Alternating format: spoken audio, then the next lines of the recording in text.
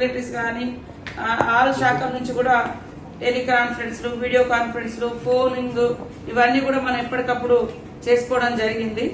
So ఇప్పటి వరకు మరి తెగిపోయినటువంటి రోడ్ల సంఖ్య కానీ, అదే విధంగా కిలోమీటర్లు కానీ, బ్రిడ్జీలు కానీ ఇవన్నీ కూడా డాటా తీసుకురావడం జరిగింది.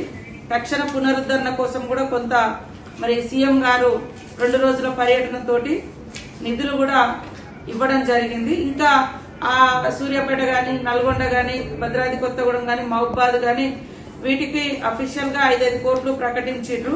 బట్ ఇంకా కాకుండా కూడా గ్రామీణ స్థాయిలో చాలా చోట్ల డ్యామేజ్ అయింది కాబట్టి వాటిని దృష్టిలో పెట్టుకొని మీరు కరెక్ట్ గా అంచనా, సరైనటువంటి అంచనా తోటి పైకి పంపండి.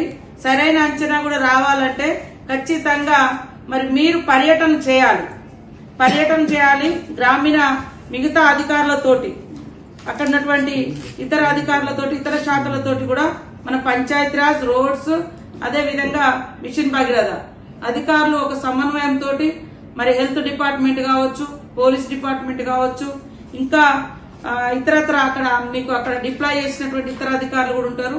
వాళ్ళతోటి కోఆర్డినేషన్ చేసుకోవాలి. ఇప్పుడు వర్షాలు అనేది రాష్ట్ర వ్యాప్తంగా మొదలైంది.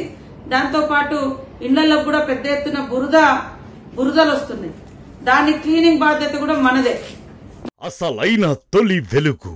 ఫాలో వాట్సాప్ @తొలి వెలుగు official.